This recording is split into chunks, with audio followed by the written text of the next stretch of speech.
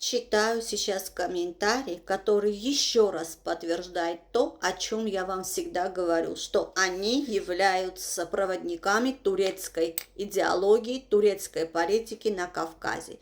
Некая восторженная дура, Флора Мусаридзе, пишет. Она просто очень обо мне пишет. Она просто очень обнаглела. Она болтает, что ей попадет на язык.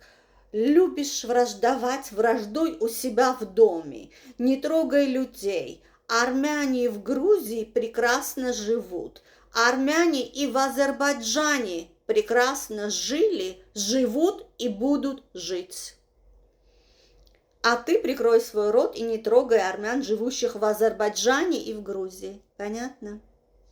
Оказывается, армяне прекрасно жили, живут и будут жить в Азербайджане. И это они пропагандируют всему остальному миру. Ну скажите мне, армяне, прекрасно живут армяне в Азербайджане, да?